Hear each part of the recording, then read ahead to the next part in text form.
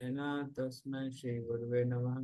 श्री चैतन्य मनोविष्टं सप्तं येन भूतले शां रूपदा मह्यं ददाति पदान्तिकं वन्देऽहं श्रीगुरो श्रीयुतापद्कमलं श्रीगुरुवैष्णवांश श्रीरूपं सागरजातं सगना रघुनाथां तं सजीवं साद्वैतं सावधूतं भजनासहितं कृष्णचैतन्यदेवं श्रीराधा कृष्णपादान् सगना ललिता श्रीविशाखावतांश नमो विष्णुपादाय कृष्णप्रेष्ठामूर्तये श्रीमते भक्तिवेदान्त स्वामी नाम्ने नमस्ते सारस्वते देवे गौरवाणी प्रचारणे निर्विशेषशून्यवादी पासादिस्थाने वांछकल्पतरुभ्यश्च कृपा सिन्धुभ्यश्च पतितनां पावने गुरु वैष्णवेभ्यो नमो महावदनाय कृष्णपदाय कृष्ण कृष्ण चैतन्य नाम्ने वत्से नमः हे कृष्ण करुणा सिंधु दीनबन्धु जगत्पते गोपीजनवल्लभ राधाकान्त नमस्ते तत्कान्तं गौरांगी श्रीराधेन्द्र वनेश्वरी विश्वामित्र देवी प्रणमामि हरिप्रिये नीलाचल नमस्कार नित्य परमात्मा ने बरोबर सुभद्राभ्याम जगन्नाथ नमः।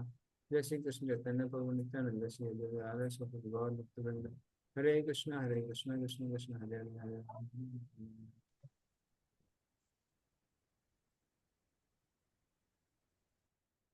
हरे कृष्ण। हरे कृष्ण प्रभु जी, दंडवत प्रणाम। प्रणाम है। हरे कृष्णा प्रभु, दंडवत प्रणाम। प्रणाम है। प्रभु जी आपकी आवाज ना कम आ रही है, थोड़ी कम आ रही है। हाँ, मैं देखना पड़ेगा सेटिंग्स में। थोड़ा सॉफ्ट है प्रभु, means it's audible, it's clear but it's soft. Okay. So I don't know whether this is maximum from the settings point of view.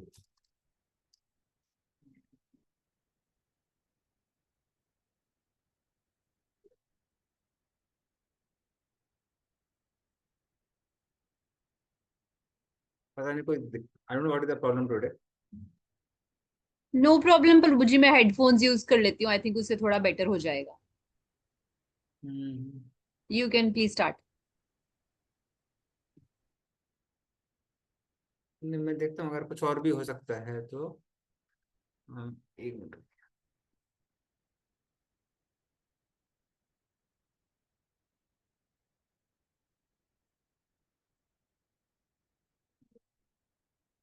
हरे कृष्णा कृष्णा कृष्णा हरे हरे हरे राम राम राम हरे।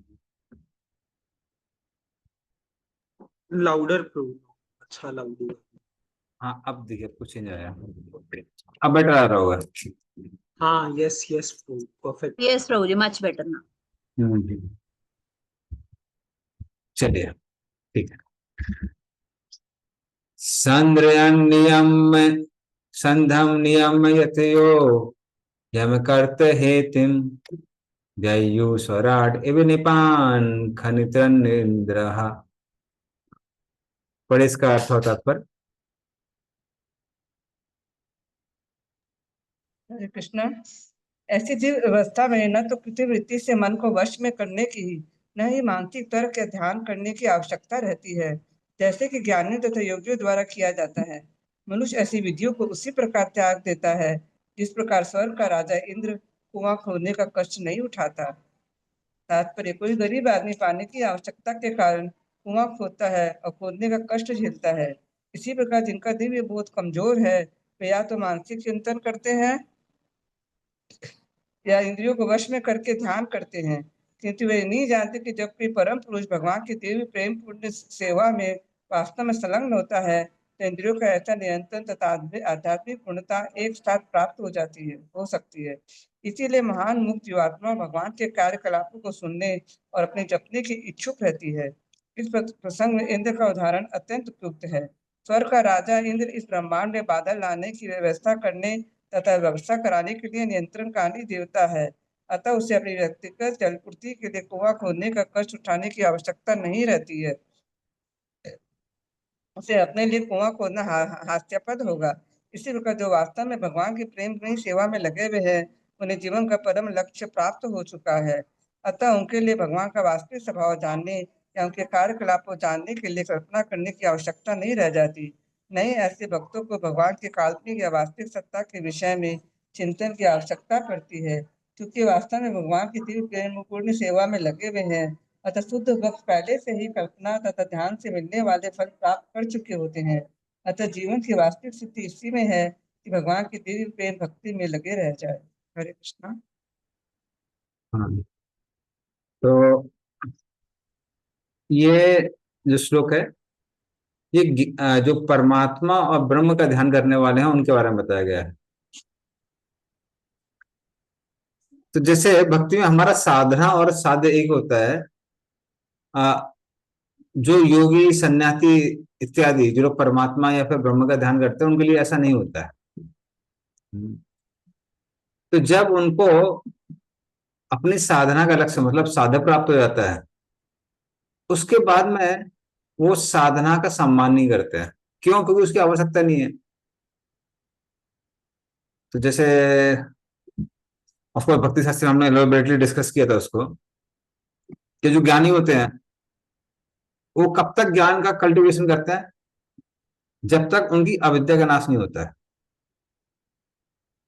तो ज्ञान योग का प्रैक्टिस करने से सत्वगुण बढ़ता है, सत्वगुण से विद्या मिलती है, और जैसे विद्या बढ़ती है तो रजोगुण और तमोगुण से उत्पन्न होने वाली अविद्या जो है वो कम हो जाती है। लेकिन एक बार अविद्या का नाश हो जाता है तो फिर विद्या की आवश्यकता नहीं पड़ती। वो उस तरह से है जैसे जब हम लोग माचिस की तीली को जलाते हैं उसमें से आग निकलती है, और आग तब तक रहती है जब तक वो तीली को कंज्यूम ना कर ले। एक बार वो तीली की जो लकड़ी होती है उसको कंज्यूम कर लेती है तो आग भी खत्म हो जाती है। उसी तरह से जब विद्या अविद्या का नाश कर देती है तो फिर विद्या की आवश्यकता नहीं पड़ती है। इसीलिए ये लोग जब ब्रह्म में प्रवेश करते हैं या फिर परमात्मावादी जो हैं वो गर्भोदक्षाय कर्णोदक्षाय और क्षयोदक्षाय विष्णु के पास में जाते हैं, तो इन लोगों को अपनी जो पुरानी साधना थी ध्यान की और ज्ञान योग इत्यादि की उसकी आवश्यकता नहीं पड़ती।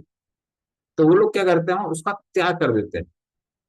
11वें कैंटो में भगवान कृष्ण बोलते हैं ज्ञानम च मयि सन्न्यसेत, उस ज्ञान को वो सन्यास कर देते हैं अर्थात त्याग देते हैं। लेकिन भक्ति में ऐसा नहीं है। भक्ति में व्यक्ति जब अपने साधु को प्राप्त कर लेता है, हाँ, वो अपने साधना का डबल सम्मान करते हैं। जैसे साधारण लोग, हम लोग साधक लोग, हम जब जप करते हैं तो शुरुआत में तो बिल्कुल भी वो नहीं मिलता है, स्वाद नहीं आता है। धीमे धीमे करके स्वाद बढ़ता है, पर संघर्ष चलता है। लेकिन जब कोई परफेक्ट कर लेता है उसको तो फिर वो जप करना बंद ही नहीं करता है। चैतन्य महाप्रभु जब जप करते थे तो आंखों से आंसू बहते थे, और या फिर जो हमारे बड़े बड़े आचार्य हुए हैं तो वो भी ऐसे करते थे, जब जप करते थे वो आंखों से अश्रु बहा करते थे। तो इस तरह से जो साधारण प्रति सम्मान है वो कैसे बढ़ जाता है। और इसके लिए तुलना करने के लिए किसका उदाहरण दिया गया है? जैसे आ, स्वर्ग का राजा इंद्र है, उसको कुआं खोदने की आवश्यकता नहीं है, वो जहां चाहे बारिश करेगा और इंद्र को जन्म मिल जाएगा। या फिर एक दूसरी उपमा चक्रवर्ती पा देते हैं, कहते हैं कि मान लीजिए कोई व्यक्ति पहले लेबर था, गड्ढे खोदा करता था, लेकिन धीमे धीमे करके वो पैसा कमा लेता है और अमीर बन जाता है। एक बार वो अमीर बन जाता है फिर वो गड्ढे खोदने वाला काम नहीं करेगा। तो वो उसको क्या करेगा, उसको फावड़े को फेंक देगा, वो काम बंद कर देगा। उसी तरह से ये लोग भी क्या करते हैं, अपनी अपनी साधना का त्याग कर देते हैं। तो शुरू के वर्षेस में हमने देखा था कि भगवान के लीलावतार का वर्णन होता है, और फिर उनके जो साधक भक्त हैं उनके बारे में बताया जाता है। उसके बाद बताया ब्रह्म और परमात्मा की पूजा करने वाले लोग क्या उपासना करते हैं, और उनकी साधना के बारे में बताया जाता है। नेक्स्ट श्लोक।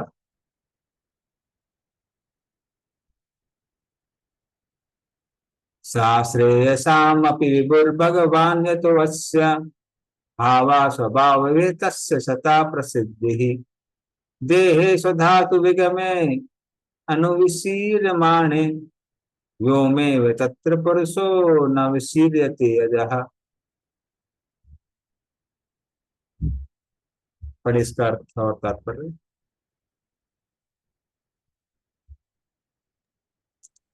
हरे कृष्णा। जो कुछ भी कल्याणकर है उसके परम स्वामी भगवान है, क्योंकि जीवात्मा जो भी कर्म करता है, चाहे वे भौतिक अवस्था में अथवा आध्यात्मिक अवस्था में किया जाए, सबका फल देने वाले भगवान है। इस प्रकार वे ही अंतिम लाभ प्रदान करने वाले हैं। प्रत्येक व्यक्तिगत जीवात्मा जन्मा है, अतः इस भौतिक तत्व में शरीर के विनष्ट होने के बाद भी जीवात्मा उसी प्रकार बना रहता है इस प्रकार शरीर के भीतर वायु होती है। तात्पर्य जीवन अजन्मा तथा सनातन है, और जैसा भगवत गीता 2.30 में पुष्टि की गई है, भौतिक तत्व में देह के नष्ट हो जाने पर भी जीव नष्ट नहीं होता। जब तक जीव इस भौतिक संसार में रहता है तब तक उसके द्वारा किए गए कर्मों का फल उसे अगले जीवन में अथवा इसी जीवन में मिलता है। इसी प्रकार उसके आध्यात्मिक जीवन के कार्य भी भगवान द्वारा 5 प्रकार की मुक्ति के रूप में पुरस्कृत होते हैं। यहाँ तक कि निर्विशेषवादी भी पूर्ण पुरुषोत्तम भगवान की कृपा के बिना परमेश्वर का तादात्म्य प्राप्त नहीं कर सकता। भगवत गीता 4.11 में पुष्टि की गई है कि भगवान मनुष्य को इसी जीवन में उसके वांछित फल प्रदान करते हैं। जीव को अपनी इच्छा करने की छूट रहती है और भगवान उन्हें तदनुसार फल देते हैं। अतः प्रत्येक व्यक्ति का कर्तव्य है कि अब निश्चित उद्देश्य की पूर्ति के लिए केवल भगवान की दृढ़ता से भक्ति करे। विशेषवादी भी चाहे तो चिंतन या ध्यान करने के बजाय भगवान की नियमित भक्ति में सेवा प्रत्यक्ष रूप से करके आसानी से वांछित फल प्राप्त कर सकता है। किंतु भक्तजन स्वभावतः भगवान के पार्षद रूप में रहना पसंद करते हैं। वे निर्विशेषवादियों की भांति आध्यात्मिक अस्तित्व में लीन होना नहीं चाहते।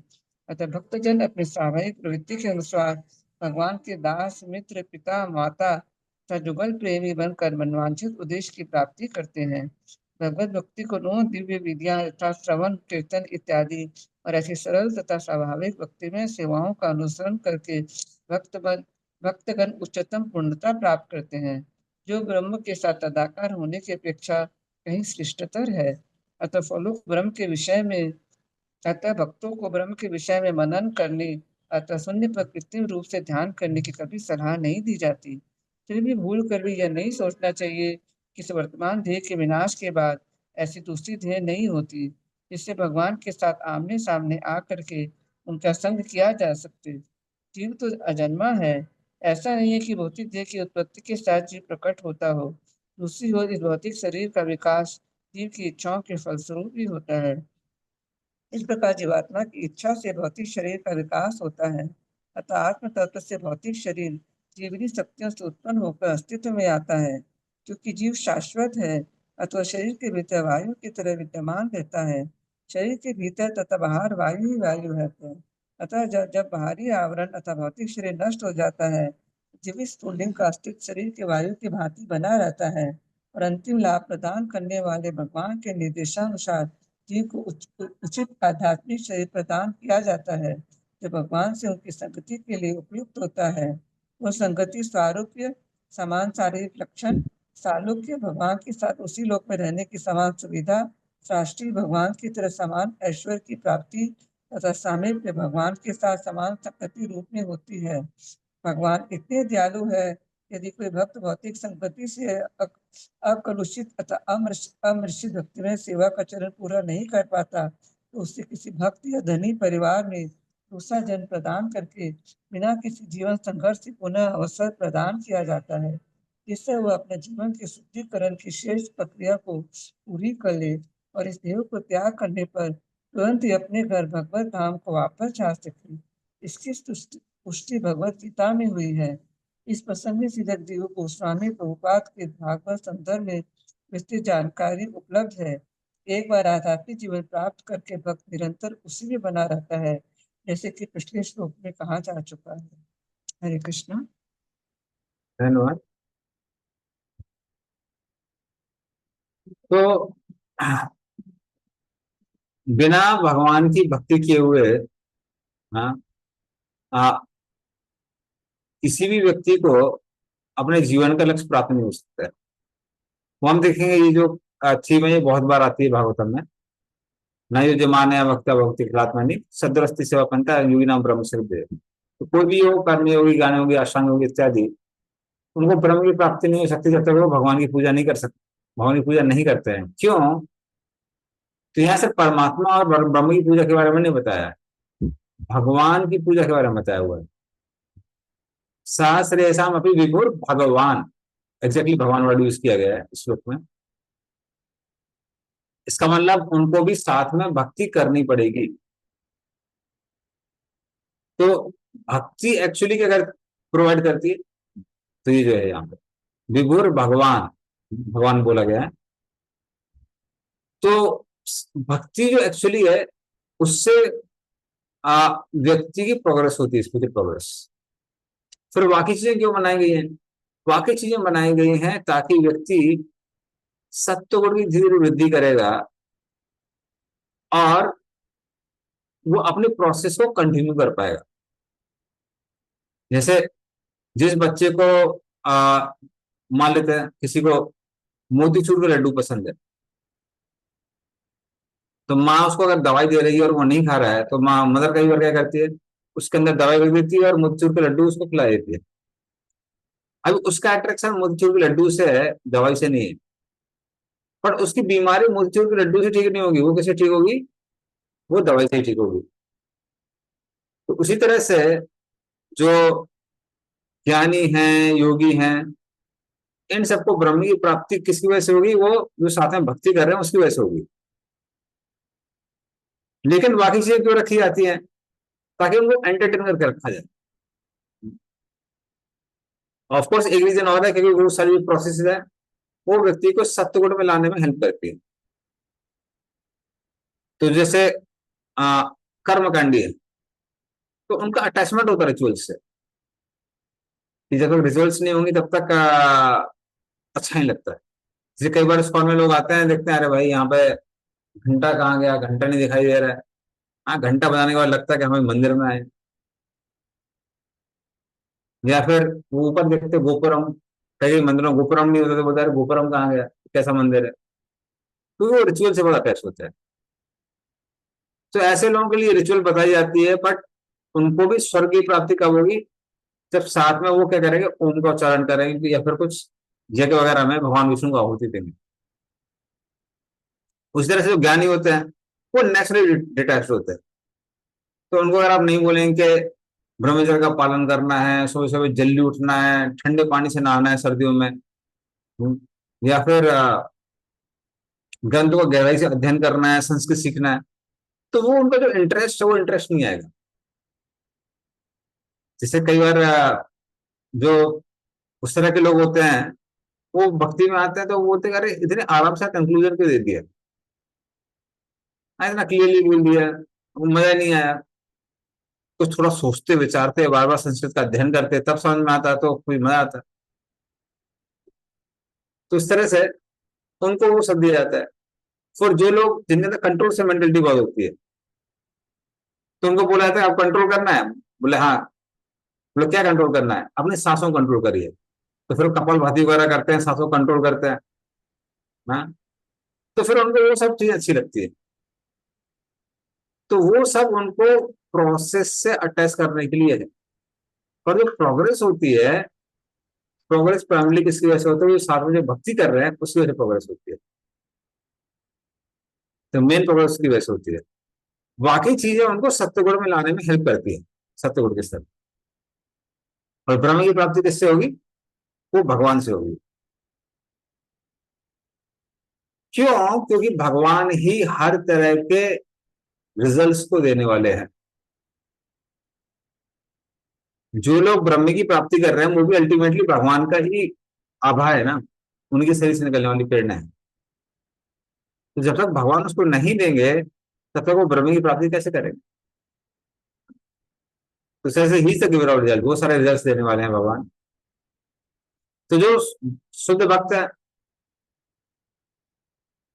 तो परिसिद्धि ही उनको बहुत सबसे ऊंची चीज मिलती है। क्या? दास रस साकर रस इत्यादि का भाव मिलता है। और जो योगी ज्ञानी लोग हैं उनको कृष्ण प्रेम से कोई लेना देना नहीं है, तो उनको ब्रह्म की प्राप्ति होती है, परमात्मा की प्राप्ति होती है।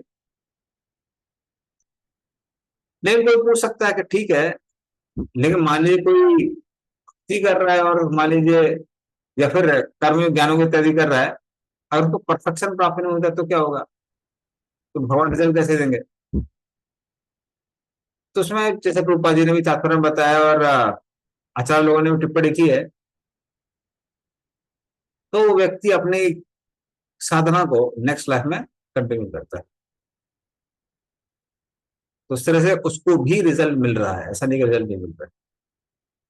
तो जनरली सारी प्रोसेस फॉलो करने के बाद रिजल्ट मिलता है, लेकिन भक्ति में जैसे जैसे व्यक्ति आगे बढ़ता है उसको रिजल्ट मिलता रहता है। सिर्फ भक्ति नहीं, बाकी योग साधना में भी जैसे जैसे व्यक्ति आगे बढ़ता है उसको रिजल्ट मिलता रहता है। ठीक है, चलिए नेक्स्ट श्लोक।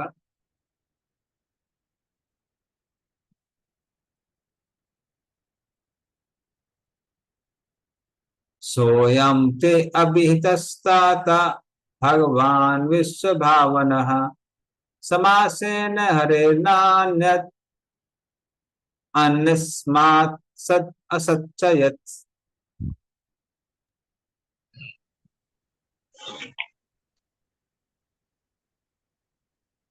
हरे इसका कृष्णा। हे प्रिय पुत्र, मैंने तुम्हें संक्षेप में प्रकट जगतों के सृष्टा पूर्ण पुरुषोत्तम भगवान के विषय में बतलाया है। गोचर तथा तात्विक अस्तित्व का कारण भगवान हरि के अतिरिक्त और कोई नहीं है। तात्पर्य पढ़ना है तुम्हें? हाँ पढ़ी। क्योंकि सामान्य रूप से हमें नाशवान भौतिक जगत तथा भौतिक जगत पर अधिकार प्राप्त करने में प्रयत्नशील बद्ध जीवों का ही अनुभव है। अतः ब्रह्मा जी ने नारद देव को बताया कि यह अनित्य जगत भगवान की बहिरंगा शक्ति की करामात है और यहाँ पर अस्तित्व के लिए संघर्ष कर रहे बद्ध जीव भगवान की तटस्था शक्ति है। इन घटनाओं से भरपूर कार्यकलापों का एकमात्र कारण परमेश्वर अर्थात हरि है, जो समस्त कारणों के कारण स्वरूप है। किंतु इससे यह अर्थ नहीं लगाना चाहिए कि भगवान निर्गुण रूप से सर्वत्र व्याप्त है। वे इन समस्त बहिरंगा तथा तटस्था शक्ति की अंतःक्रिया से पृथक रहने वाले हैं। भगवत गीता में पुष्टि की गई है कि भगवान अपनी शक्तियों के द्वारा ही सर्वत्र व्याप्त हैं। जो कुछ भी प्रकट रूप में है वह उनकी शक्ति पर निर्भर है, किंतु पूर्ण पुरुषोत्तम भगवान होने के कारण वे प्रत्येक वस्तु से विलग रहते हैं। शक्ति तथा शक्तिमान एक होने पर भी एक दूसरे से पृथक है। भगवान को इस दुख में संसार का सृजन करने के लिए भला बुरा नहीं कहा जा सकता। जिस प्रकार की राजा को राज्य में कारागार बनाने के लिए दोषी नहीं ठहराया जा सकता। जो राज सत्ता की आज्ञा का उल्लंघन करते हैं उनके लिए कारागार रूपी सरकारी संस्थापन अनिवार्य है। इसी प्रकार भगवान ने इस दुख में भौतिक संसार की क्षणिक सृष्टि उन लोगों की है जो उनको भूल गए हैं और इस झूठे संसार पर प्रभुत्व जमाने का प्रयास कर रहे हैं। फिर भी वे पतित आत्माओं को अपने धाम में वापस ले जाने के लिए इच्छुक रहते हैं और इसके लिए वे प्रामाणिक धर्मशास्त्रों, उनके प्रतिनिधियों तथा अपने अवतारों के रूप में बद्ध जीवों को अनेक अवसर प्रदान करते रहते हैं। क्योंकि उनका इस भौतिक जगत में कोई प्रत्यक्ष जुड़ाव नहीं है, अतः इसके सजन के लिए उन्हें दोषी नहीं ठहराया जा सकता। हरे कृष्ण। धन्यवाद।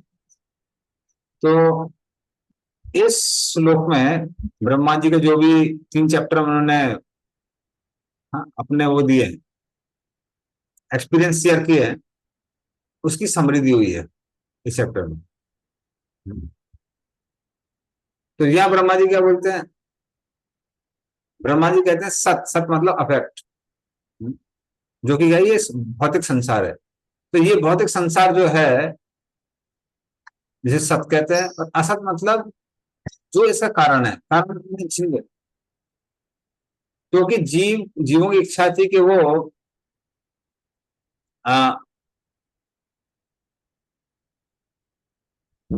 सच्चा यत लास्ट वाला भी दिया हुआ है। तो सत मतलब है ये संसार जो मैनिफेस्ट है। असत मतलब क्या है? जीव, जिनके कारण ये संसार आया है। तो जिस तरह से अगर कैदियों की इच्छा नहीं होगी कि वो रूल्स तोड़े, तब तक जेल का निर्माण नहीं होगा। उसी तरह से जब तक जीवों की इच्छा नहीं होती कि हम भगवान से भिन्न होके, अलग होके इस संसार में एंजॉय करें, तब तक ये भौतिक संसार की रचना नहीं होगी। इसीलिए जीवों को क्या बोला जाता है? जीवों को बोला जाता है कि जीवों की इच्छा के कारण संसार का निर्माण हुआ है, और ये सत्य है। और नॉर्मली हम देख सकते हैं कि लोगों का इंटरेस्ट नहीं है भक्ति की ओर। अभी रिसेंटली कुछ भक्त लोग काफी इसको एडवर्टाइज कर रहे थे, महाअवतार नरसिंह, लेकिन उसके साथ में कोई और मूवी रिलीज हुई है तो लोग इतना ज्यादा उसको देख रहे हैं कि उसके चक्कर में पीवीआर सिनेमा वगैरह इस मूवी के सोच घटा रहे हैं, कहीं से हटा रहे हैं, तो पीपल हैव नो इंटरेस्ट। आप कितना भी कोशिश क्यों ना कर लें, लोगों को आहार निंदा बहमतों से ही लेना देना है। तो जब वो चीजें मूवी में दिखाई जाती है तो लोगों को बड़ा इंटरेस्ट आता है, भगवान के बारे में इंटरेस्ट नहीं आता। तो इस तरह से जीवों के कारण क्या हुआ है, इस संसार रूपी जो जेल है, जेल का क्या हुआ, निर्माण हुआ है। और होता क्या है कि हालांकि उसको बनाने वाले कौन है, भगवान ही बनाने वाले हैं, लेकिन क्योंकि दोनों के दोनों, ये संसार जो कि माया का बना हुआ है और जीव, ये दोनों भगवान की ही शक्ति है। इसलिए क्या लिखा है, समासेना हरे न अन्यद। हाँ, इसका मतलब ये सारी चीजें भगवान से अभिन्न है। क्यों अभिन्न है? जैसे सोचो वर्ड मीनिंग दिया, वो दिया है नॉन, क्या होता है, बीइंग कॉज ऑफ, पर उसका मतलब क्या एग्जैक्टली, क्यों अभिन्न है? क्यों अभिन्न है? क्योंकि वो भगवान की ही शक्ति है, ये भगवान की शक्ति है, लेकिन एट द सेम टाइम ये भगवान से अलग है, क्योंकि भगवान का इससे कुछ लेना देना नहीं है। तो ये उस तरह से, जैसे मान लीजिए जेल की बात ही कर ले, तो गवर्नमेंट का जेल में इंटरेस्ट नहीं होता है, तो एक रूल्स एंड रेगुलेशन बना दिए जाते हैं और उसके हिसाब से जेल चलती रहती है। तो गवर्नमेंट का जेल में इंटरेस्ट किसके साथ होता है? जो अच्छे सिटीजन है उनसे इंटरेस्ट रहता है। क्या ठीक है भाई, उन लोगों को इनकरेज करना है ताकि वो कंट्री का फाइनेंशियल ग्रोथ करें, देश को आगे लेके जाए, उनमें इंटरेस्ट होता है। तो नाकारा बदमाश लोग जो रूल्स तोड़ते रहते हैं उनमें इंटरेस्ट नहीं होता है। तो इसी तरह से संसार में भगवान का इंटरेस्ट नहीं है, उनका इंटरेस्ट मेन कहाँ है, आध्यात्मिक जगत में। और इस जगत में वो लोग जो सुधारना चाहते हैं उनमें इंटरेस्ट, जो भक्ति करते हैं उनमें इंटरेस्ट है, बाकी लोगों में इंटरेस्ट नहीं रहता है।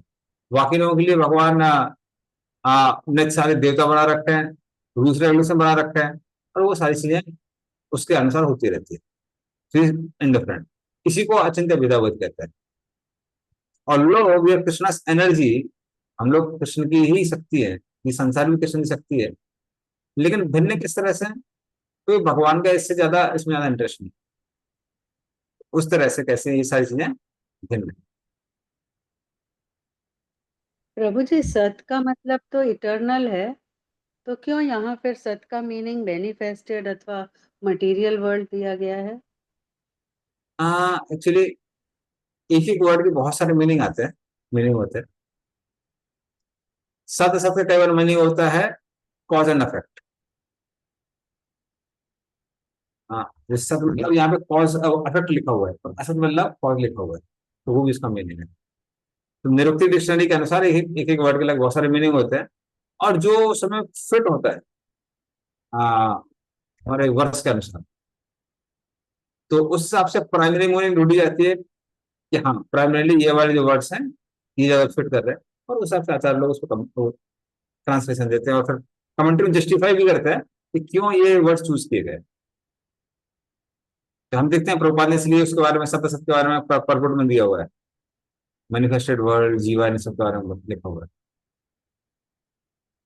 तो प्रभुपाद लिखते इस तरह से कई बार के समझ में नहीं आता कि वो ट्रेडिशनल कमेंट्री चल रही है, पर वो एक्चुअली ट्रेडिशनल कमेंट्री है।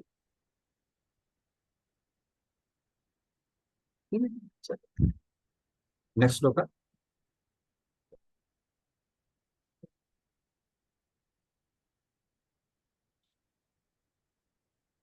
इदं भागवतं नाम यन्मे भागवतोदितं संग्रहोऽयं विभूतीनां त्वम् एतत् विपुलीकुरु।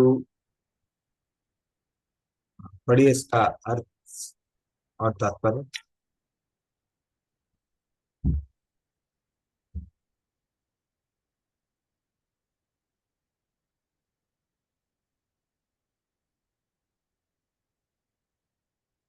हरे कृष्णा। हे नारद, पूर्ण पुरुषोत्तम भगवान ने ही मुझे श्रीमद् भागवत नाम यह भगवान का विज्ञान संक्षिप्त रूप में बताया था और यह उनकी विभिन्न शक्तियों का संग्रह है। अब तुम स्वयं इस विज्ञान का विस्तार करो। तात्पर्य पढ़ना। हाँ जी, पढ़िए। तात्पर्य, भागवत का सार लगभग आधे दर्जन श्लोकों में श्री भगवान द्वारा वर्णित है, जो आगे किया गया है। यह भगवान का विज्ञान है और भगवान का समर्थ प्रतिनिधित्व करता है। भगवान परम पूर्ण होने के कारण श्रीमद् भागवत भगवत विज्ञान से अभिन्न है। ब्रह्मा जी को यह ज्ञान सीधे भगवान से प्राप्त हुआ, जिसे उन्होंने नारद को सौंपा और फिर नारद ने श्री व्यास देव जी से उसे विस्तार करने का आदेश दिया। अतः परमेश्वर का दिव्य ज्ञान संसारी झगड़ालू व्यक्तियों द्वारा किया गया कपोल कल्पित तर्क नहीं है, वरन यह शुद्ध, शाश्वत एवं संपूर्ण ज्ञान है, जो तीनों गुणों की सीमा से परे है। इस प्रकार भागवत पुराण दिव्य वाणी के रूप में भगवान का साक्षात अवतार है।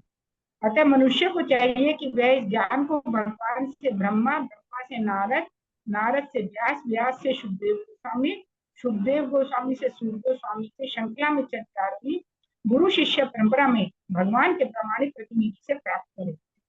वैदिक वृक्ष का पक्व फल अचानक ऊंची शिखा से पृथ्वी पर गिरकर टूटे बिना एक हाथ से दूसरे हाथ में होकर नीचे उतर आता है। अतः जब तक उपयुक्त गुरु शिष्य परंपरा के प्रामाणिक प्रतिनिधि से इस भगवत विज्ञान को नहीं सुना जाता, तब तक मनुष्य के लिए भगवत विज्ञान की रूपरेखा को समझ पाना मुश्किल कार्य रहेगा। इसे उन व्यवसायी भागवत वाचकों से नहीं सुनना चाहिए जो श्रोताओं की इंद्रियों को तुष्ट करके जीविका उपार्जन करते हैं। हरे कृष्ण। धन्यवाद। तो नारद मुनि जब ये पूरा ज्ञान सुन लेते हैं तो कहते हैं, क्या आप कुछ ऐसी चीज बता रहे हैं जो कभी नहीं सुनी गई थी, जो आपने कभी बोली नहीं थी? तो ये तो बड़ी आश्चर्यजनक चीज है जो आप अभी बता रहे हैं। तो फिर ब्रह्मा जी कहते हैं, हाँ, पर ये सिर्फ ऐसा नहीं कि मैंने ही पहली बार बोली है, भगवान ने ही ये भागवता मुझे बोली थी।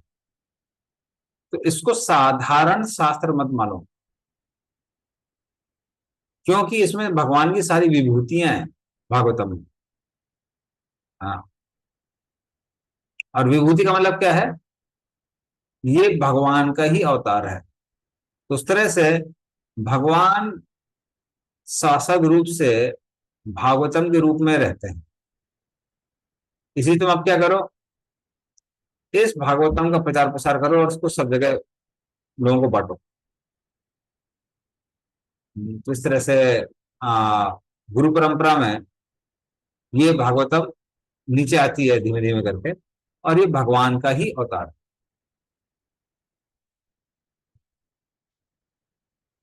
हाँ, नेक्स्ट श्लोक है। Sumit चतन। Hare Krishna. So over here, it's like it might be little off the track, but over here, like in the last sentence of the purport, it is given that it should never be heard from professional Bhagavatam reciters who earn their livelihood by gratifying the sense of the audience. So, like, my question is little like maybe not completely related to what we are discussing in the class. So the thing is true, like nowadays we see within our movement also, like lot of devotees are going and like having like Bhagavad Saptas, and like not directly Bhagavad Saptas, they do it in the name of having a corporate program. And like I'm not going to mention anybody's name, but like some around 2 years back we were planning to call one very famous YouTuber from ISKCON community only for our corporate program. So like even they don't directly ask for money from for themselves. They ask for money for some like some trust, like maybe for GEV or some Goshala for Mayapur, like that. They ask for those kind of things, and with that they have a lot of their demands, like my car should, like whichever car will come to pick me up from airport, it should be of this grade only, otherwise I will not come. This is the, like I will stay in a 3-star hotel only, I will not stay in a hotel below of that grade. So and similarly you find with nowadays, like especially the Pujari of Radharaman Temple, Pundrik ji, he is becoming Pundrik Goswami. He is also becoming very famous now, off late, like on social media. So, like, so they do it in the name of charity. Like, you know, they are not taking it in their personal account, they are taking it in some trust's account. But ultimately, like, it's very clear it's going to them only. So, how is this thing different from what Prabhupada is saying? तो अगर हम ध्यान से प्रभुपाद के word पढ़ेंगे तो उसमें क्या लिखा है, should not be heard from professional Bhagavatam reciters to earn their livelihood by gratifying the senses of the audience. Even हमारे भक्त कई बार लोग करते हैं, वो एकदम क्लियर रहते हैं। हाँ, जैसे गौर गोपाल प्रभु की बात आती है, वो एकदम क्लियरली बोलते हैं, बोलते हैं अभी मैं मेरी पॉपुलैरिटी है, तो मैं उस पॉपुलैरिटी को यूज करके इस्कॉन का नाम स्प्रेड कर रहा हूँ ताकि लोग थोड़ा फेवरेबल हो जाए इस्कॉन की तरफ। लेकिन वो क्लियर है कि भाई वहां पे वो एग्जैक्टली भागवतम नहीं बोल रहा है, इन्होंने एग्जैक्टली स्पीकिंग भागवतम। तो उनका वर्ड, उनका जो वर्क है, it is not motivational work, it is not Bhagavatam, वो क्लियर है। और मोटिवेशन अलग है, मोटिव अलग है। कई बार इवन भागवत कथाकार है बहुत सारे, इवन वैष्णव संप्रदाय के, तो वो लोग भी क्लियरली क्या बोलते हैं कि हम अपना भाई मंदिर चलाने के लिए बोल रहे हैं। बट जो भी है, ये जो प्रभुपाद पॉइंट बोल रहे हैं गलत नहीं है। जैसे ही आप लोगों से पैसा लेते हैं, फैसिलिटीज लेते हैं, जो कि तो आपको लोगों के इंटरेस्ट के अनुसार बोलना पड़ता है, पर इन जनरल लोग कृष्णा कॉन्शियस नहीं है। तो जैसे ही आप पूर्ण भागवत बोलना चालू करते हैं, आपका ऑडियंस रिड्यूस हो जाता है। मैं पर्सनली अपनी लाइफ में भी देखा हुआ है, जब कहीं जाते हैं, डोनर प्रोग्राम वगैरह में जाते हैं, वहां थोड़ा लीला वीला सुनाइए आप, और थोड़ा हंसी मजाक करिए, तो जोक शोक सुनाइए, लोग बहुत अप्रिशिएट करते हैं। और जैसे ही आप क्या करते हैं, कोर्स प्रोसेस देना चालू करते हैं, ऑडियंस भागना चालू कर देता है। फिर वो फीडबैक देंगे, अरे नहीं नहीं, इनका क्लास इतनी अच्छी नहीं है। तो पर्सनली मैंने देखा कि बहुत डिफरेंस आता है। जैसे यहाँ पे हम लोग कोर भागवतम डिस्कस कर रहे हैं, यहाँ पे आपको ज्यादा लोग नहीं देखेंगे, लेकिन इनमें बहुत रिच मारवाड़ीज है। अभी नाम नहीं बोलने का, आपके जो कैलकाटा के टॉप मारवाड़ीज हैं, रिचेस्ट पीपल, उनको मैंने क्लास दी हुई है। पर वहां पे क्या है, वहां पे जो डिवोटी मुझे लेके जा रहे थे, हाँ, उन्होंने क्लियरली बोल प्रभु यहाँ पे ये सब आपका लक्स कंपनी के उसके मतलब जो भी मालिक है, तो ये सब लोग इतने बड़े बड़े लोग यहाँ बैठे हुए हैं, यहाँ पे आप सिर्फ लीला सुनाना, थोड़ा जोक्स बोलना, यहाँ पे वो प्रोफेसी मत सुनाना। तो ऐसे मंदिर में मैं जाके वो सब चीजें सुनाई, एंड डोनेशन के, वो मंदिर के डोनेशन देते हैं वो लोग, बहुत पैसा देते हैं, तो उसमें हेल्प करता है। लेकिन जैसे ही आप पैसा लेते हैं, आपको कॉम्प्रोमाइज करना पड़ता है। अनकॉम्प्रोमाइज फिलॉसफी अगर आपको बोलना है, don't expect any money, don't expect any personal gain, क्योंकि लोगों का भक्ति में इंटरेस्ट नहीं है। हाँ, जब मैं फिजिक्स की क्लास देता हूँ, पीपल रेडी टू पे 2000 रुपीज पर आवर, लेकिन अगर भागवतों में मैं ये ले जाऊंगा, तो फिर लोग एक्सपेक्ट करेंगे कि मैं उनको एंटरटेन करूं। तो इसलिए लोगों का वो इंटरेस्ट नहीं है। इसलिए प्रोफेशनल गेम के लिए जब भी आप बोलते हैं, कॉम्प्रोमाइज करना पड़ता है। इवन मेरे कुछ काउंसलिज हैं, now they are like very good speakers of Bhagavatam, तो कुछ डिवोटी मेरे को पूछे, प्रभु प्रोफेशनली हम ये सब कर सकते हैं क्या? हमने तो प्रोफेशनली तुम कर सकते हो, लेकिन तुमको कॉम्प्रोमाइज करने पड़ेगा।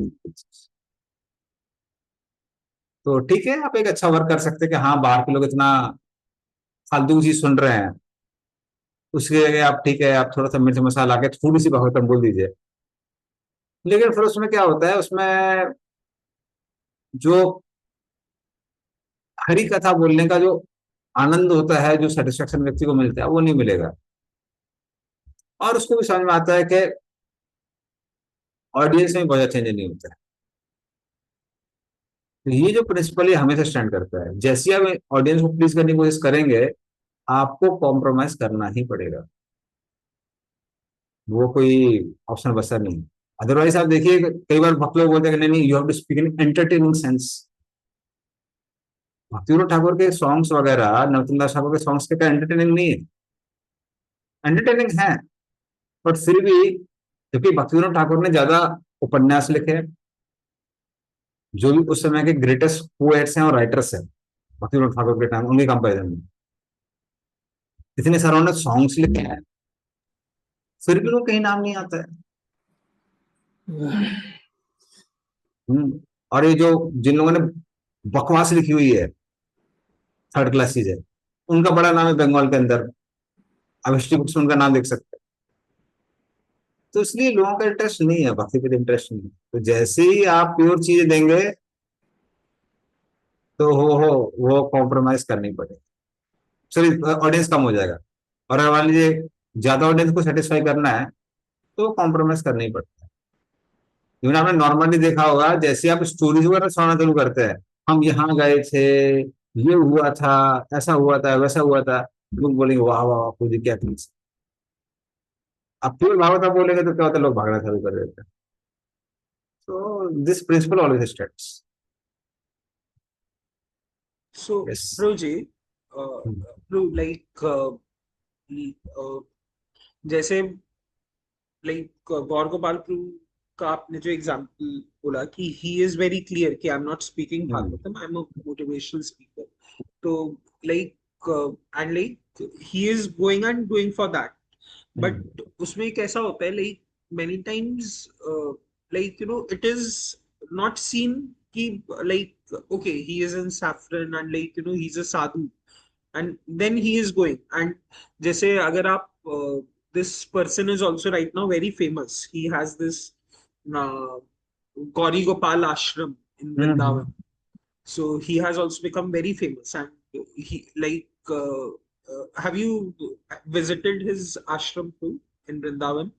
I saw from outside, but even my parents, despite being ISKCON devotees, hear him a lot.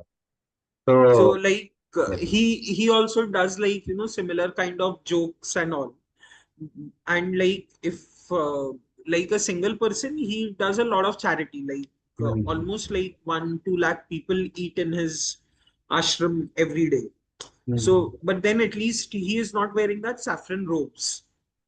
So and when we were very young, so that time this very famous Murari Bapu was there. I also heard him before coming to ISKCON. So even he does not wear saffron. So but then you got completely involved with the Reliance ka partition and everything. So if somebody is wearing saffron robes and then doing this, so how is that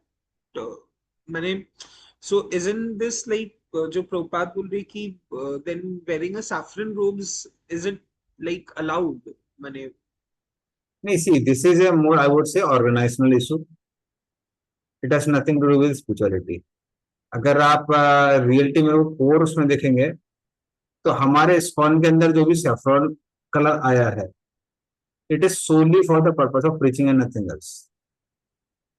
otherwise ब्रह्मचारी के कपड़े saffron नहीं होते हैं, वो सन्यासी कपड़े होते हैं।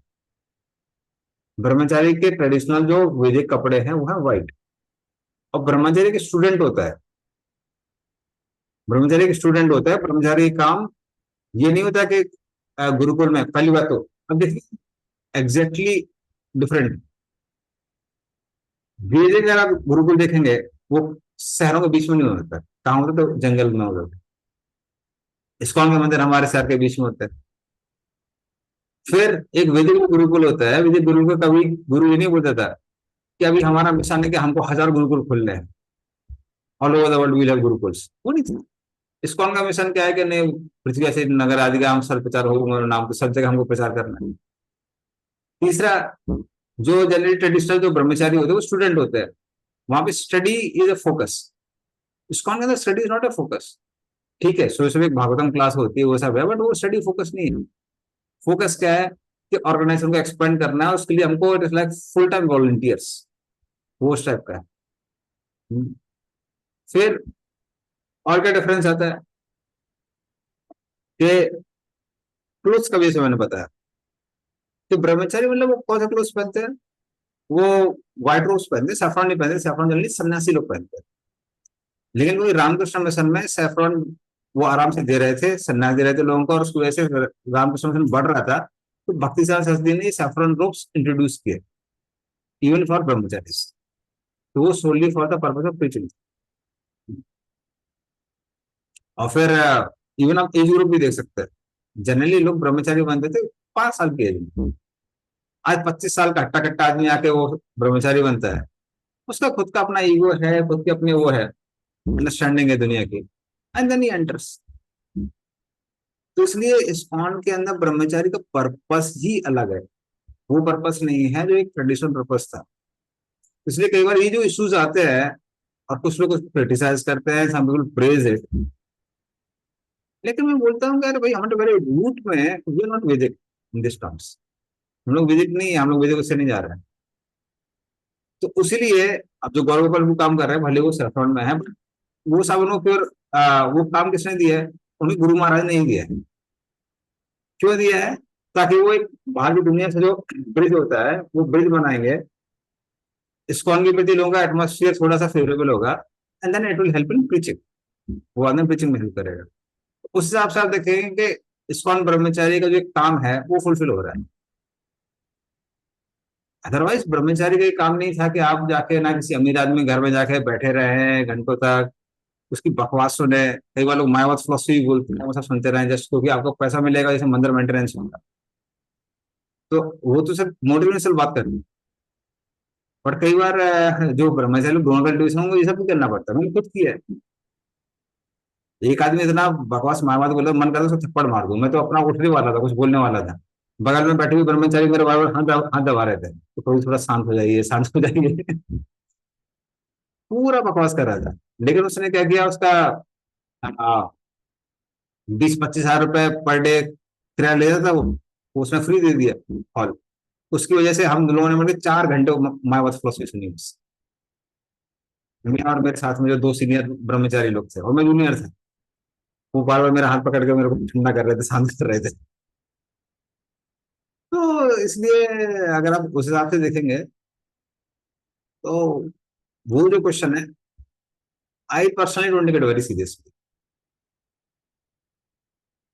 तो हम लोग क्या चीजें, it is more of a missionary spirit जिसकी वजह से इसको स्टैंड कर रहा है। हमारा वो वैदिक वाला गुरुकुल टाइप का सिस्टम नहीं। I hope I am like clear. इस बारे में थोड़ा फ्रैंक भी हूँ। कई बार डिवोटीज आते हैं ना, वो बोलते ये महाराज ये बोल के का ये इसने ये गड़बड़ किया, वो महाराज वो बोल के कुछ भी बोले हैं, लेकिन अल्टीमेटली हम लोग इस मामले में वैदिक नहीं है।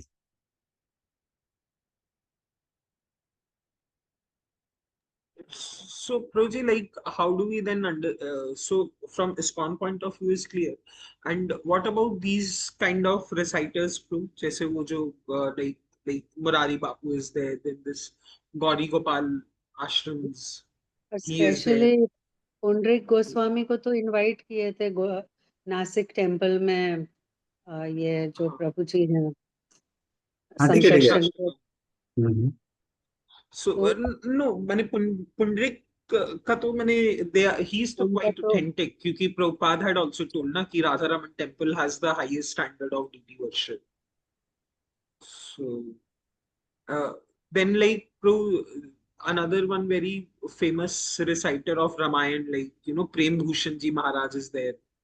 So like, so how, like, what will be the category of these kind of people? See these people in their personal lives they may be very good devotees, personal life में ये लोग बहुत अच्छे डिवोटी होंगे, but जब ये लोग ये रिसाइट करते हैं, भागवतम वगैरह रिसाइट करते हैं, तो कई लोग बहुत क्लियर है, बहुत क्लियर इन द सेंस कि हम भागवतम रिसाइट कर रहे हैं सब अपने टेम्पल के मेंटेनेंस के लिए। और जनरली होता भी क्या है कि सिर्फ भागवतम के साथ नहीं है, ये आप देखेंगे किसी भी फील्ड में।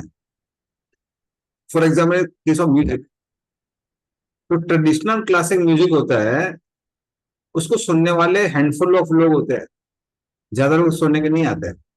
वो बात अलग है, कई बार मारवाड़ी फैमिलीज में उसको एक क्या बोलते हैं उसको, प्रेस्टीज इशू बना के वो लोग कई बार लोगों को लेके आ जाते हैं, पर लोगों को इंटरेस्ट नहीं आता है। आप ये बकवास कोई भी फिल्म में गाने के लिए लोग डिसाइड करने के लिए और सुनने के लिए आ जाते हैं। तो सेम चीज हम दे सकते हैं इसके साथ भी। आप जितना प्योर मैसेज देंगे उतना आपको ऑडियंस कम मिलेगा। तो इसलिए जनरली पहले जो भक्त हैं, विरक्त साधु हैं, वो लोग उसको रिसाइड करते थे और सुनते थे।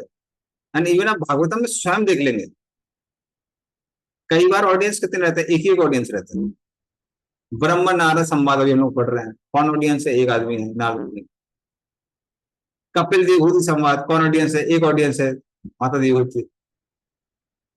भगवत Gita spoken to one person only, इसको अर्जुन को। फिर उसके बाद मैत्री विदुर संवाद, वन ऑडियंस, विदुर जी। बहुत कम ही ऐसे एपिसोड्स हैं जहां पे आप देखेंगे बहुत सारा ऑडियंस मिलता है। तो इसलिए जनरली प्योर मैसेज के लिए कम ऑडियंस मिलता है। तो बाकी लोग जो काम कर रहे हैं, आप उसको बोल सकते हैं कि ठीक है ब्रिज फिशिंग कर रहे हैं, ये कर रहे हैं, वो कर रहे हैं, बट जिस स्टैंडर्ड के बात कर रहे हैं, वो स्टैंडर्ड अगर रखना है तो you should not expect to money audience. Even Prabhupada के टाइम पे बहुत बड़ा प्रोग्राम, मतलब 100-200 लोग आ गए तो बहुत बड़ा प्रोग्राम होता था। तो कई बार हम लोग बोलते हैं कि प्यूरिटी इज द फोर्स, और इस्कॉन के अंदर यूनिवर्सली सारे डिवोटीज, मतलब at least all over the world जो भी इस्कॉन सेंटर लोग एक्सेप्ट करते हैं, सब लोग प्रभुपाद प्योर डिवोटी। लेकिन जब प्रभुपाद लेक्चर देते हैं ऐसा नहीं है कि 10,000 लोग आ रहे हैं, 20,000 लोग आ रहे हैं, वो हार्डली 100 लोग, 200 लोग बहुत ज्यादा दिखाई देते हैं, बहुत ज्यादा हो गया तो बड़ा प्रोग्राम हो देते उसको। तो वो हम एक्सपेक्ट नहीं है। तो ये लोग जो कर रहे हैं, they are doing for many times different purposes. Some of them may be very noble, some may be very directly Lord service, but then it may not be that standard of message. वो हम expect नहीं कर सकते हैं, क्योंकि उसके लिए अगर वो लोग वो करने लगेंगे तो फिर उनको वो ऑडियंस नहीं मिलेगा। और प्रभु जी सोशली भी also it is the need of the hour. अगर हम लोग एकदम ज्यादा वैदिक होने जाएंगे, then all the missionaries will convert all Hindus into Christians, or the Muslims will convert the rest into Islamic. तो also sometimes ये bridge courses necessary होते हैं। ये सब जो जितने भी वृंदावन में बहुत सारे जो भी पॉपुलर हैं, तो या इस्कॉन में भी अगर जो है, तो I think it's a good thing because we are catering to all kinds of audience. वो मैं कह रहा हूँ, इसलिए अलग अलग लोग अलग अलग स्टैंड रहता है। अब सब लोग पैसा साथ उतना नोबल पर्पज के लिए नहीं लगाते हैं, तो फिर हम लोग उसको नहीं बोल सकते। बट बहुत सारे लोग, खासकर कथाकार लोग जनरली टेम्पल मेंटेनेंस के लिए करते हैं, सो दैट्स ओके। बट आप उसको वो कैटेगरी में ले सकते हैं जिस कैटेगरी की बात कर रहे हैं। तो इसलिए बोल रहा हूँ, it may not be the noblest purpose, but it may be, you can call it noble at different categories. अलग अलग कैटेगरी में उसको नोबल बोलते हैं। So it's not exactly true, मैंने it's not exactly आपका, मैंने it's not basically cheating also. No, it's not cheating. हाँ, and it's like okay, maybe for some service or for some social philanthropy, so it's okay. तो उस तरह से बोलते हैं, वही मैं कह रहा हूँ। इसलिए हम लोग, ठीक, अगर हम लोग वो देखते हैं ना, गुड और बैड, वो डिफरेंट कैटेगरी पे और कैटेगराइजेशन पे होता है। कई बार मैंने क्या देखा, अपने डिवोटीज कई बार, नॉट ऑल ऑफ देम, लेकिन कई बार कुछ डिवोटीज ये ध्यान नहीं देते हैं कि आप किस चीज को किस चीज से कंपेयर कर रहे हैं।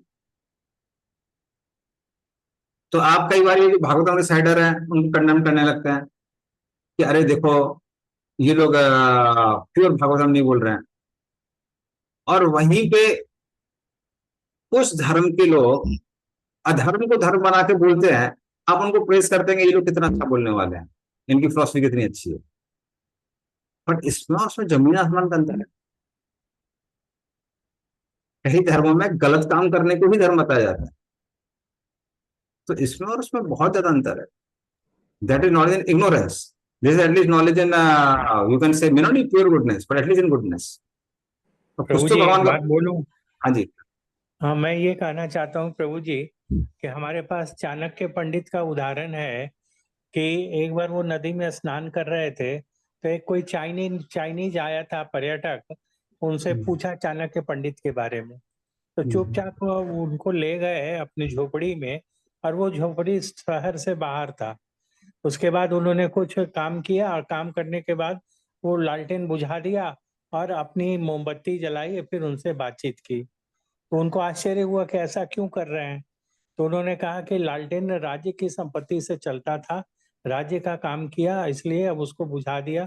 अब आपकी और मेरी बातचीत पर्सनल है, तो इसलिए मैं पर्सनल मोमबत्ती अपना जला रहा हूँ।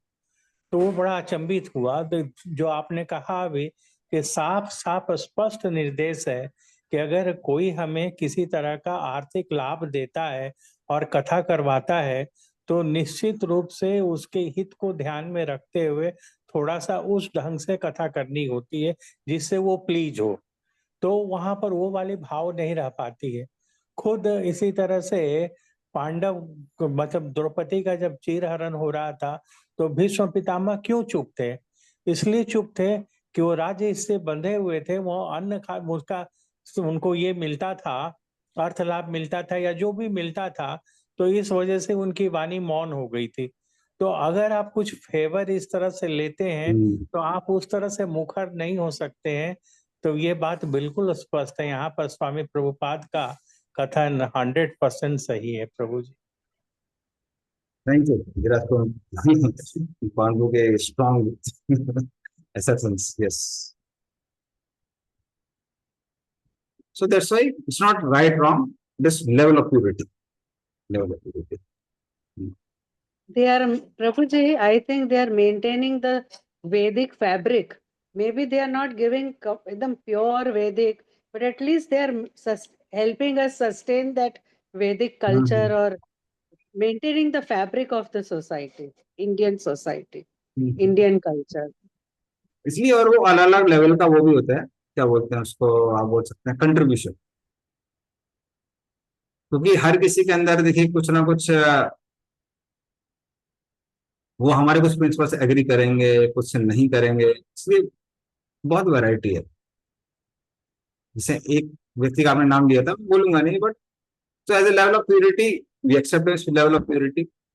लेकिन फिर उनका भी स्कॉन के हिसाब से, जैसे वो उनका जो जातिवाद चलता है जिसको हम कंडेम करते हैं, तो वहां डिफरेंस इन ओपिनियन है। तो उनका जो फैमिली बाई फैमिली जो आपके लीने चल रहा है, उसमें ही वो अलाउ करते हैं कि आप भाई भगवान की पूजा कर सकते हैं, हम उसको एक्सेप्ट नहीं करते। तो डिफरेंसेस हैं, बट वो अपने लेवल कंट्रीब्यूशन कर रहे हैं, अपने लेवल कंट्रीब्यूशन कर रहे हैं, तो अलग level contribution. So we don't say okay this is the only right thing, बाकी लोग भी कर रहे हैं, बट प्रभुपाद जिस चीज की बात कर रहे हैं वो बात कर रहे हैं प्योर एक्सचेंजेस, उसमें कोई डाउट नहीं। प्रभु जी, कोई उनको क्यों फिर चैलेंज नहीं करता कि this is not birth based? नहीं देखिए माधुरी कैसा है,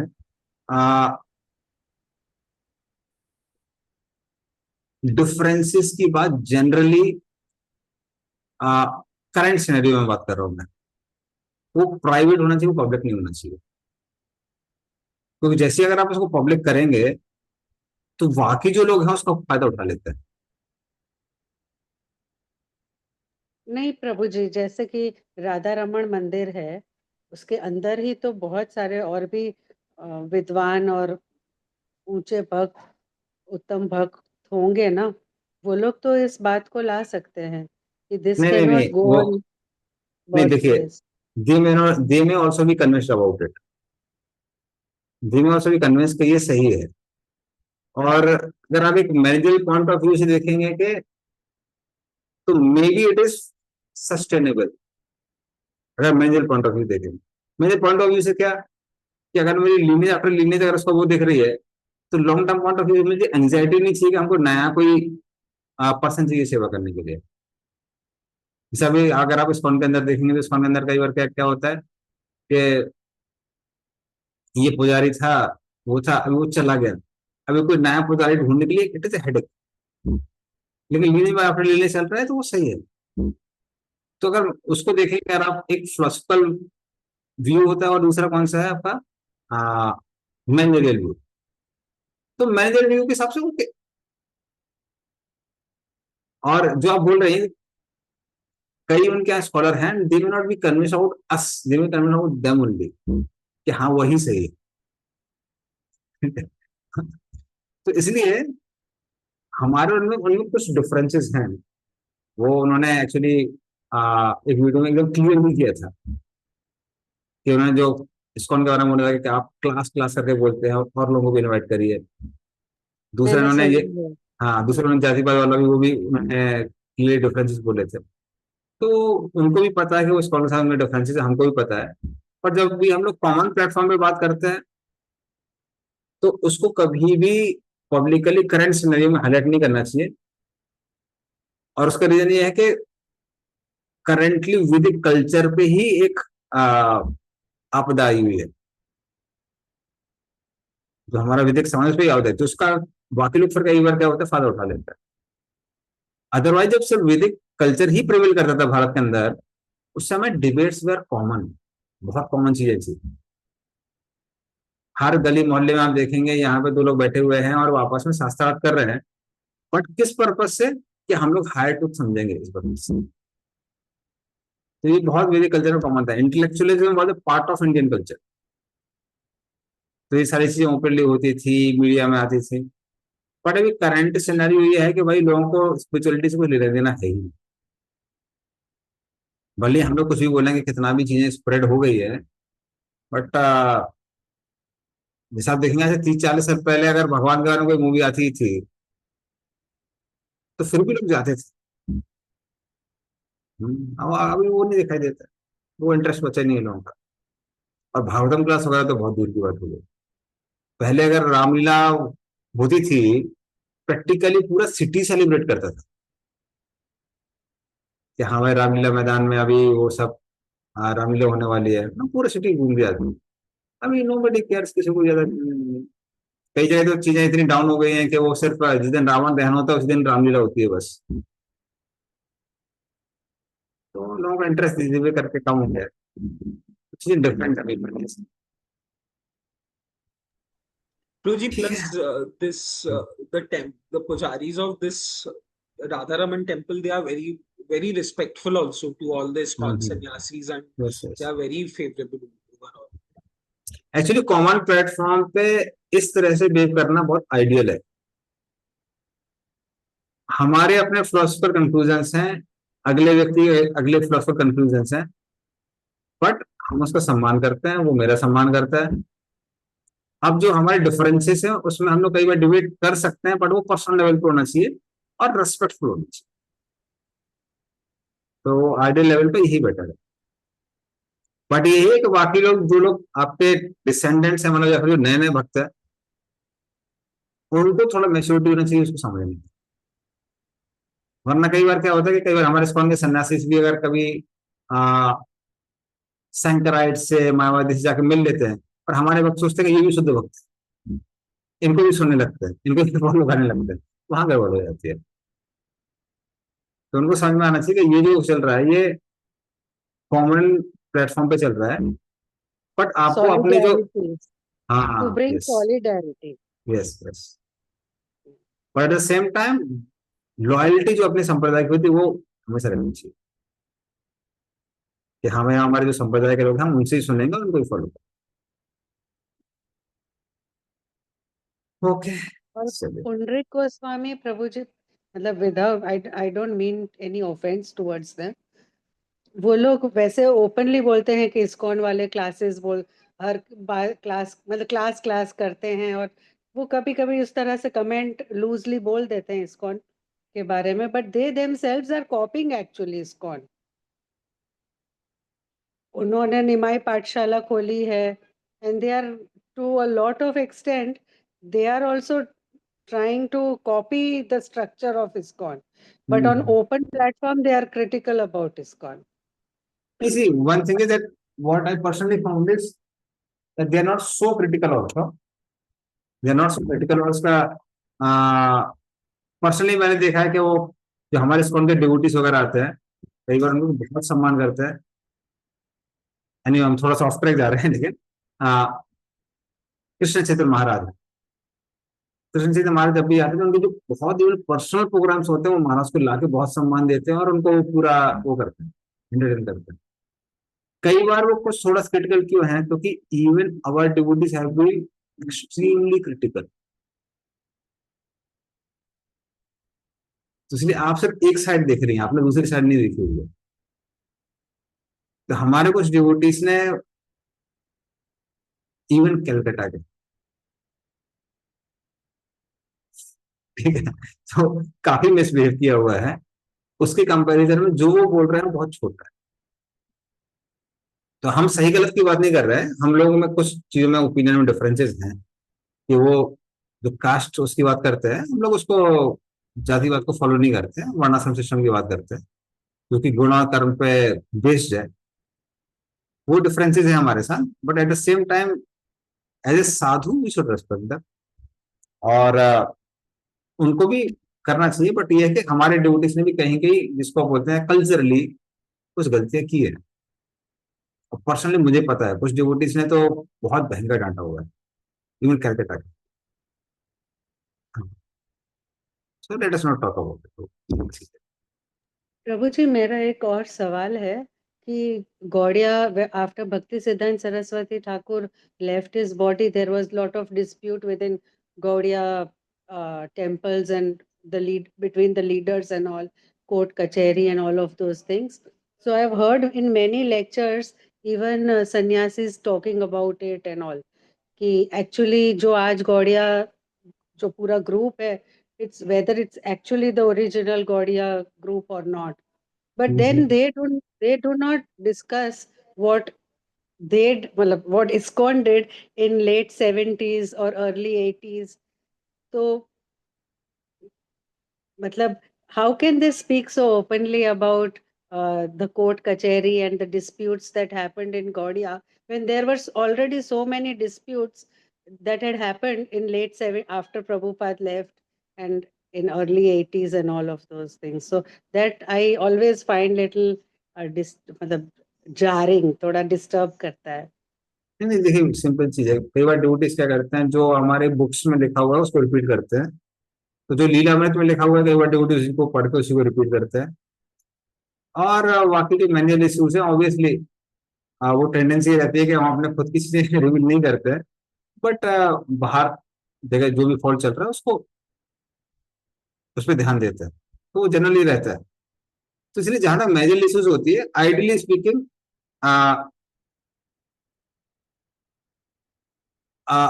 आइडियल भागवतम क्लास में ये सारी चीजों को थोड़ा साइड में रखना चाहिए और प्योर भागवतम में डिस्कशन होना चाहिए। लेकिन क्योंकि इस्कॉन आपकी एक संस्था है जिसका एक गोल है, गोल क्या है, स्प्रेडिंग कृष्णा कॉन्शियसनेस, उसकी वजह से अपने लोगों को बचाने के लिए कई बार डिवोटीज ये सब चीजों में बोलते हैं। तो वही मैंने बोला, जहां भी थोड़ा सा आपका और पर्पस आ जाता है, तो कहीं ना कहीं कुछ लेवल का कॉम्प्रोमाइज हो जाता है। तो है जिस व्यक्ति का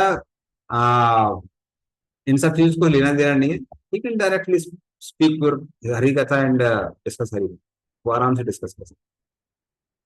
तो वो डिफरेंसेस रहते हैं। आई होप, चलिए ठीक है, तो कुछ टाइम बचा है, हम लोग कुछ और कर लेते हैं एक दूसरे।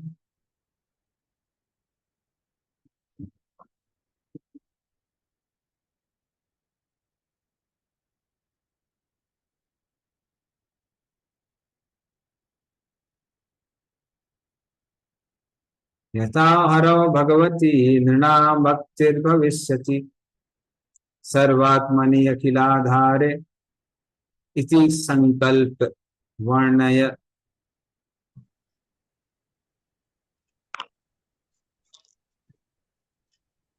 हरे कृष्णा।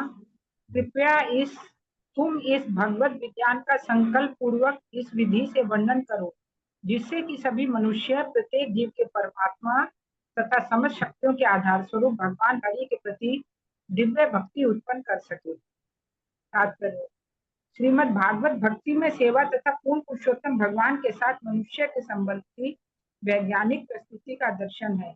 कलयुग के पूर्व भगवान तथा उनकी शक्तियों को जानने के लिए इस प्रकार के ज्ञान ग्रंथ की आवश्यकता नहीं थी, लेकिन कलयुग के आरंभ होते ही मानव समाज धीरे धीरे पापाचार के 4 सिद्धांत यथा पर स्त्री से अवैध संबंध, मादक द्रव्य सेवन, दूध पीड़ा तथा अनावश्यक पशु हिंसा से प्रभावित होने लगा। इन आधारभूत पाप कर्मों के फलस्वरूप मनुष्य ईश्वर के साथ अपने शाश्वत संबंध धीरे धीरे टूटने लगा। इस तरह मनुष्य जीवन के परम उद्देश्य के प्रति एक प्रकार से अंधा हो गया। जीवन का परम उद्देश्य गैर जिम्मेदार पशुवत जीवन अर्थात आहार, निद्रा, भय, मैथुन, इन 4 पाशविक कृत्यों में कृत्रिम ढंग से लगे रहना नहीं है। इस प्रकार अविद्या के अंधकार में ग्रस्त अंधे मानव समाज के लिए श्रीमद् भागवत वस्तुओं को उचित परिप्रेक्ष्य में देखने हेतु दीपक का कार्य करता है। अतः यह भगवत विज्ञान का वर्णन करना इस परिवर्तनशील सृष्टि के आदि काल से ही आवश्यक था। जैसा कि हम पहले कह चुके, श्रीमद् भागवत को इतने वैज्ञानिक ढंग से प्रस्तुत किया गया है कि कोई भी निष्ठावान छात्र इसे केवल ध्यान पूर्वक पढ़ करके या प्रामाणिक वक्ता से नियमित रूप से सुनकर भगवत विज्ञान को समझ सकता है। इस युग में मानव समाज के सभी लोग जीवन सुख के पीछे इतने दीवाने हैं कि अंधकार में रहने के कारण उन्हें इतनी भी दृष्टि प्राप्त नहीं है कि वे जाने कि श्री भगवान ही समस्त सुख के आधार हैं, क्योंकि वे ही पृथक वस्तु के परम स्रोत हैं। जन्मादस्य यतः, भगवान के साथ भक्ति में संबंध के द्वारा ही अबाध सुख की पूर्ण उपलब्धि संभव है और केवल उन्हीं की संगति से हम इस दुख में भौतिक संसार से छुटकारा पा सकते हैं। जो लोग इस भौतिक जगत का सुख भोग करना चाहते हैं वे भी श्रीमद् भागवत के महान विज्ञान की शरण ले सकते हैं और अंत में सफलता प्राप्त कर सकते हैं। अतः नारद को उनके गुरु उपदेश देते हैं या यह कहें कि आदेश देते हैं कि वे इस ज्ञान को संकल्प के साथ व्यवस्थित ढंग से प्रस्तुत करें। नारद जी को जीविकापार्जन हेतु भागवत के सिद्धांतों का उपदेश देने के लिए कभी नहीं कहा गया, वरन उनके आध्यात्मिक गुरु ने आदेश दिया कि इसे गंभीरता पूर्वक प्रचारक की भावना से ग्रहण करें। हरे कृष्ण। धन्यवाद। तो इस तरह से वो अब आदेश दे रहे हैं अपने शिष्य को कि तुम क्या करो, हे नारद मुनि, आप जाके भागवतम सबको सुनाइए। उससे क्या होगा, जो कलयुग के लोग हैं उनके अंदर भगवान की प्रति भक्ति जागृत होगी।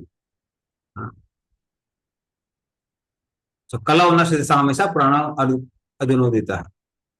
तो जब कलयुग में लोग अंधे हो जाते हैं तब प्रकाश कौन देता है? भागवतम देता है। और इस तरह से व्यक्ति बड़े आराम से भगवान की पूजा करके प्रसन्न रह सकता है और जीवन के लक्ष्य को प्राप्त कर सकता है।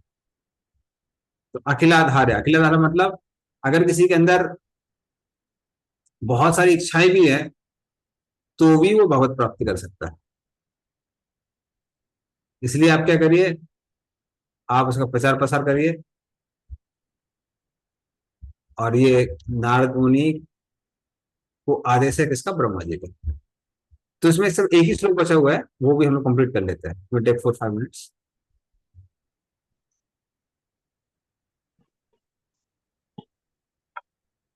मायां वर्णयतो वमुष्य ईश्वरस्यानुमोदितः सन्वता श्रद्धया नित्यं माययात्मानुमुह्यति।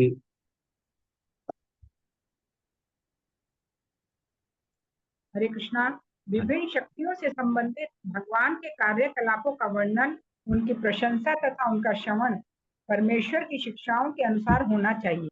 यदि नियमित रूप से श्रद्धा तथा सम्मान पूर्वक ऐसा किया जाता है तो मनुष्य निश्चित रूप से भगवान की भ्रामक शक्ति माया से उबर जाता है। तात्पर्य, किसी विषय को गंभीरता पूर्वक सीखने का विज्ञान मनचले लोगों के भावों से सर्वथा भिन्न होता है। ये मनचले या मूर्ख लोग बहिरंगा शक्ति के प्रसंग में भगवान के कार्यकलापों को व्यर्थ मानकर अपने को झूठ मूठ भगवान की अंतरंगा शक्ति में उच्च स्तर पर सम्मिलित बता सकते हैं, किंतु सत्य तो यह है कि भगवान की बहिरंगा तथा अंतरंगा शक्तियों से संबंधित कार्यकलाप समान रूप से श्रेष्ठ है। दूसरी ओर जो भगवान की बहिरंगा शक्ति के चंगुल से अभी तक छूट नहीं पाए हैं, उन्हें बहिरंगा शक्ति के प्रसंग में भगवान के कार्यकलापों का नियमित श्रवण करना चाहिए।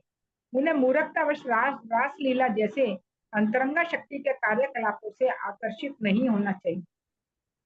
भागवत के सस्ते कथावाचक भगवान की अंतरंगा शक्ति के विषय में अत्यंत उत्साह दिखाते हैं और भौतिक सुख भोग में मग्न छंद भक्त गलत तरीके से मुक्तात्माओं की अवस्था पर कूद जाना चाहते हैं और इस प्रकार बहिरंगा शक्ति के चंगुल में बुरी तरह आ फंसते हैं। इसमें से कुछ एक का विचार है कि भगवान की लीलाओं की श्रवण का अर्थ है गोपियों के साथ उनके कार्यकलापों या गोवर्धन धारण जैसी लीला के विषय में सुनना। उन्हें भगवान के पुरुष अवतारों जैसे श्वास विस्तारों से तथा भौतिक जगत का सृजन पालन तथा संगार जैसी लीलाओं से कोई सरोकार नहीं रहता, किंतु प्रबुद्ध भक्त जानता है कि भगवान की लीलाओं में चाहे वह रासलीला हो, चाहे भौतिक सृष्टि की उत्पत्ति पालन या संगार हो, उनमें कोई अंतर नहीं है, अपितु पुरुषावतारों के रूप में भगवान के कार्यकलापों का वर्णन उन पुरुषों के लिए है जो बहिरंगा शक्ति के चंगुल में फंसे हुए हैं। रासलीला जैसी कथाएं बद्ध जीवों के लिए न होकर मुक्त जीवों के लिए। अतः बद्ध जीवों को चाहिए कि बहिरंगा शक्ति के प्रसंग में भगवान की लीलाओं को भक्ति तथा प्रशंसा के साथ सुने। यह कार्य मुक्त अवस्था में रासलीला के श्रवण के समान ही उत्तम है। बद्ध जीव को कभी भी मुक्त जीवों के कार्यों की नकल नहीं करनी चाहिए। भगवान श्री चैतन्य कभी भी सामान्य मनुष्यों के साथ रासलीला नहीं सुनते थे। श्रीमद् भागवत के प्रथम 9 स्कंद हैं जिसमें भगवान का विज्ञान समझाया गया है और 10वें स्कंद को सुनने की भूमिका बांधते हैं। इस स्कंद के अंतिम अध्याय में पुनः इसकी चर्चा की जाएगी। तीसरे स्कंद में यह और अधिक स्पष्ट हो सकेगी। अतः भगवान के शुद्ध भक्त को चाहिए कि वह श्रीमद् भागवत को प्रारंभ से पढ़ना तथा सुनना प्रारंभ करे, सीधे 10वें स्कंद से नहीं। हममें से कई बार कुछ तथाकथित भक्तों ने निवेदन किया है कि हम तुरंत ही 10वें स्कंद को हाथ में लें, किंतु हम सदैव इससे बचते रहे क्योंकि हम श्रीमद् भागवत को भगवत विज्ञान के रूप में प्रस्तुत करना चाहते हैं, बद्ध जीवों के लिए विषय ज्ञान के रूप में नहीं। श्री ब्रह्मा जी जैसे अधिकारियों ने इसे वर्जित किया है। श्रीमद् भागवत को वैज्ञानिक प्रस्तुति के रूप में पढ़कर या सुनकर बद्ध जीव इंद्रिय तृप्ति पर आधारित भ्रामक शक्ति माया से मुक्त होकर दिव्य ज्ञान के उच्चतर स्तर पर उत्तरोत्तर उन्नत होंगे। इस प्रकार श्रीमद् भागवत के द्वितीय स्कंद के अंतर्गत विशिष्ट कार्यों के लिए निर्धारित अवतार नाम 7वें अध्याय के भक्ति वेदांत तात्पर्य पूर्ण हुए। हरे कृष्ण। हरे कृष्ण।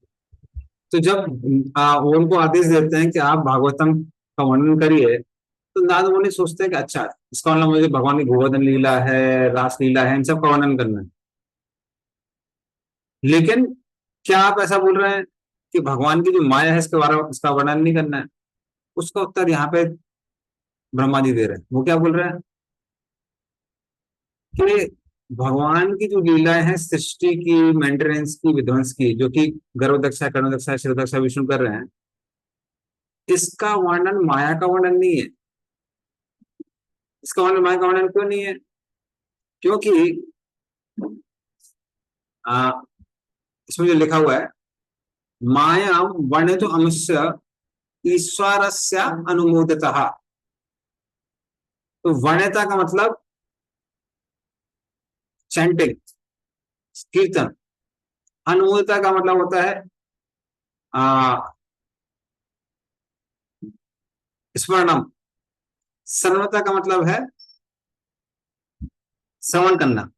तो ये सब के सब जो भक्ति के अंग हैं, इनको ये जो टॉपिक्स हैं वो क्या करते हैं, वो सपोर्ट करते हैं। और क्योंकि ये श्रवण कीर्तन को सपोर्ट करते हैं, ये ना वर्ण्य तो